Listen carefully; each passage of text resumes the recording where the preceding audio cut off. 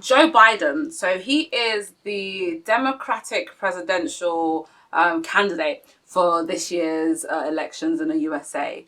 And last week, he named his running mate. So the running mate is, the vice president. And historically, he's chosen the first African-American woman, Senator Kamala Harris. What? Listen. Sophie's friend. Wait, Sophie's mate. Wow.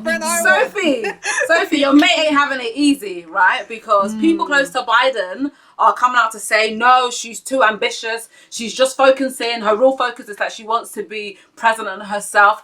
May I just tell you guys, right, that 14 out of the 45 presidents of the United States of America were previously vice presidents. Yeah, just a little bit of that for that. But do you think that some men are just intimidated by ambitious women, and why?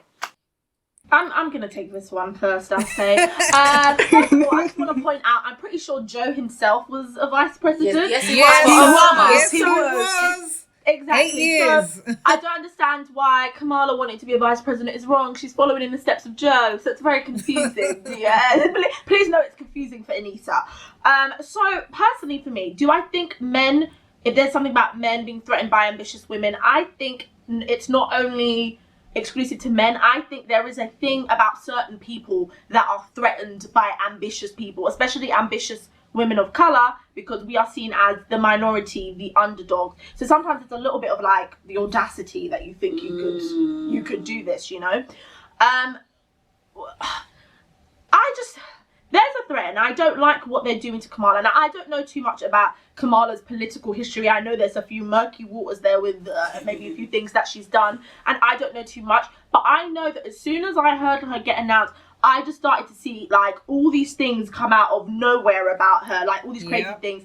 And then what I thought was incredibly interesting was then I felt, she was meant to be this first a black candidate, and then all of a sudden there was a discussion of, is she really black because her mother's Indian? And it was just like, I felt like it was very divisive.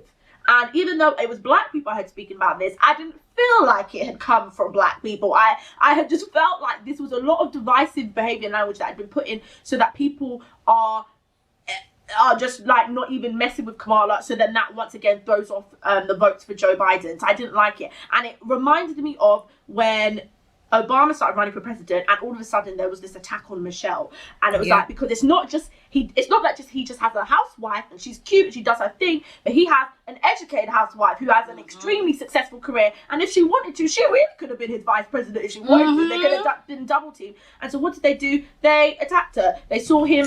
Can I just say real quick?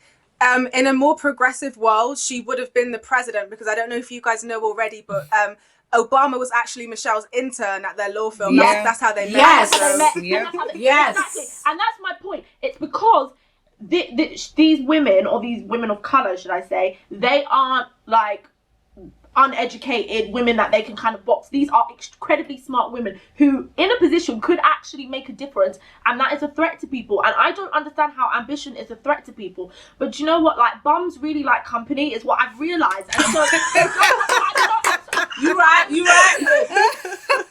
tell you one thing. I don't know about you guys, but the bums I see, you never really see them by themselves. The bums travel in a pack, they're just together. And so bums like company, and they really don't like if somebody's doing better than them, especially somebody who they feel doesn't deserve it, and then that's a woman of colour. They feel like doesn't deserve it. I feel like we could go on. I'm just gonna move this along to somebody else. They can chip in. I could listen to you hear it. I could listen to you talk about it all night. The Anissa show.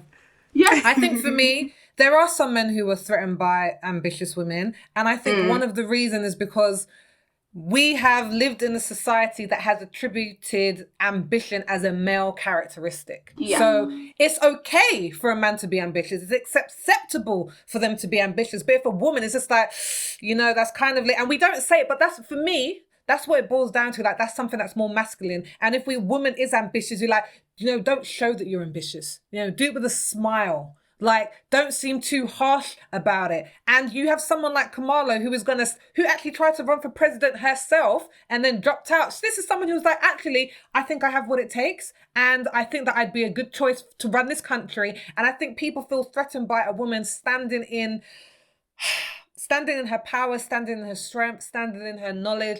And I'm really glad that Joe picked her. But I think the backlash would have been so big if he didn't, considering everything that went down when it got revealed that some of his people say, no, she's too ambitious. Yeah. Sophie, you said it all, to be honest, and I feel as though some men do have a problem with ambitious women, and I actually speak to my boyfriend about this quite often, because some of the times when he says stuff to me and he encourages me to do stuff, or he tells me how proud he is of me, and I'm just like, oh wow, babe, like thanks, and he's like, why are you thanking me? That's just normal. I'm like, but babe, not a lot of men would be happy to be with a woman that's the way I am and a go-getter. He's like, but well, some men aren't men, So it's the people in the back. Say Yeah. I swear, listen, when he says that, I'm like, babe, you're there with a word, because it's true. And I think, unfortunately, I don't think it's just men. I think it's people, as Anissa said. I think it boils down to the individual. And when you don't have a good sense of self-worth, that then creates a confidence and a contentment in who you are and what you offer to this world, you then feel intimidated by other people who have a good sense of self-worth. You then see them as being too much, or too this, or too aggressive, or too ambitious. It then becomes negative. But if you are someone who is content and knows what you're worth, when you see someone else who's ambitious, you'll be like, high five, man, come on, how can we work together? Good on you, keep pushing. Girl. So I think it's just the individuals, unfortunately. Boy, everything you just said, Linda, is my whole life. And I think that I for real, but I think I agree with you in terms of it is people, but there is an added layer of offense when you are someone who knows who you are and who is intelligent and who asks tough questions and questions the powers that be. And you're also a female, and you're also highly melanated. Like, it makes people lose their mind. And I just want to double down on what you all said about the vice presidency, because it's really frustrating. It's really an unmeetable double standard to ask Kamala to have all these qualifications for a job and then not want the job. So Joe Biden ran for president 3 times before he was Obama's vice president, and no one once thought, oh, is that a problem? He might want to be president someday. And like you said, there was already 14 other presidents who were vice presidents before they were POTUS, including George W. Bush. So it's really frustrating for them to be like, oh, well, she can't do this and she can't do this and she can't do this. One of the men who said that they didn't like her said that they didn't like how she campaigned. And if you've ever watched any of her debates, all she ever does is stands up for what she believes in. All she ever does is articulates herself and just shows that she's an intelligent woman who's willing to question things that don't seem right to her. Why is that so scary to you?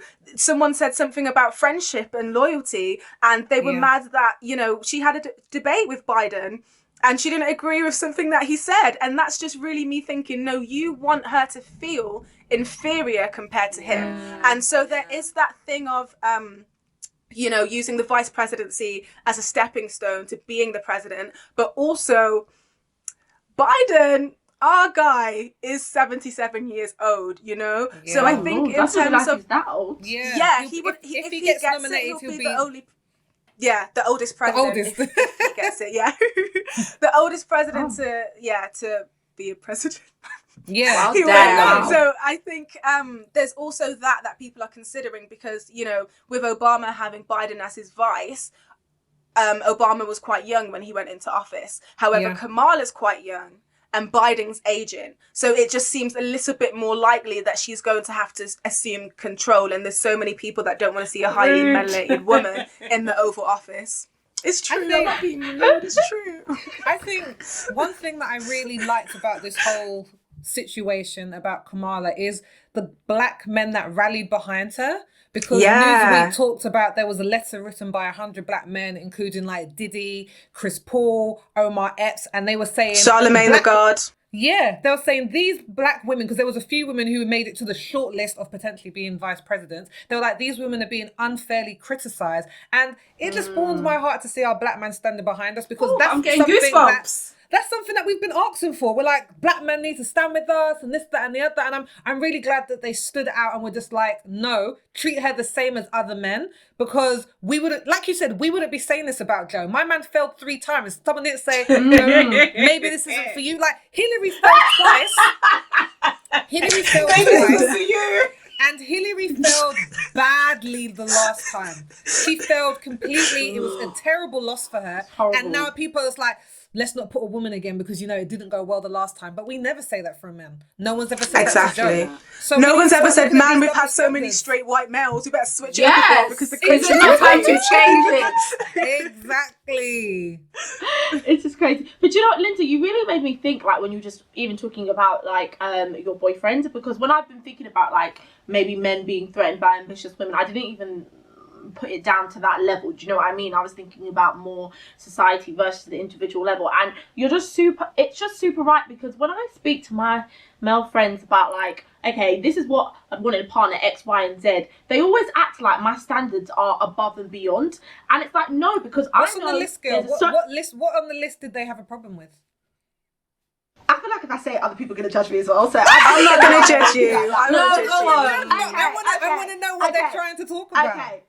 Okay, this is an example. It's such a long-winded example, but I'm going to keep it short. Okay, so for me, just for Anissa, I'm not saying for all women, just for Anissa, at this stage of my life, I would like a man who lives in his own place, whether it's rent or buy. I need a man who lives in rent and lives in his own place. And I'm just going to top 2 reasons. One, it's kind of awkward now at my big old age to be walking past your family. And then second of all, it's because when you live on your own, it's a different level of responsibility. Lots of time when men are in the house with their family, they're not cooking, they're not cleaning, they're not paying the bills. Obviously, they're contributing, but they don't even wash the plates, or they're not even washing down the skirting board. Like, they don't know how to run a household, and I can't be with a child at this point. I need to be with a man who knows actually how to run a household. Anyway, when I say it to my male friends, they're like, yo, what if he's getting his life together, and blah, blah, blah. And I'm like, that's fine if he's getting his life together, but it just means that we're not in the same place to me, and there's nothing wrong with me wanting a man who is already out on his own doing his own thing, because that's what I'm doing. And if I want to say,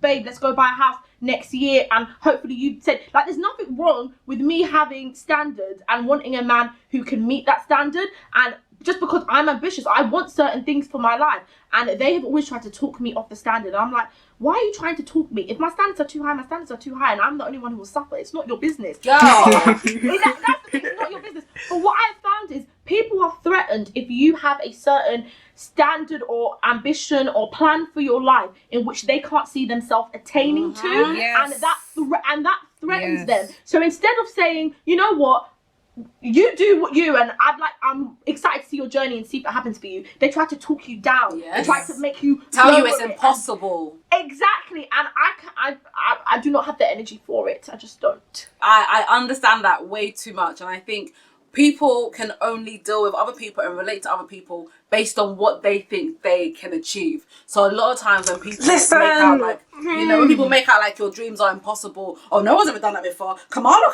can't be the first VP because it ain't been done, it's because you don't see that you can achieve things like that. So please keep it moving. Sophie, girl, what would you go and say? Girl, I was just going to agree, and I was going to say the guys that are speaking to you, Anissa, they're probably ones who aren't doing it themselves. That's what I would probably say, because no man who's living by himself is going to say that's too much to achieve for. And one thing I love about my husband, one time we had an argument, and I was just like, I don't need you. Like, I don't need you in order to live my... And he was just like, I know you don't. That's why I'm with you. Because I wanted someone who didn't. And I was just like, the argument was done. It's like, babe, let's go upstairs. That's the quickest way to put the fire. No, but for me... Let's get that mop and bucket. I'm such a prude. But my point is, it was so attractive because he was just like, I want a woman who is independent and is running her life. That's what I looked for. And I can say I've never dated a guy who has been felt less than because of my ambition or the person I am. Because I think because of the way I kind of, guys, I'm very forceful in what I say. Guys who would be intimidated don't even approach me because it's already like, that's a bit much. And I'm happy with that. I'm like, don't approach because we wouldn't work. Don't waste your time. Don't want you anyway. Exactly. Bye.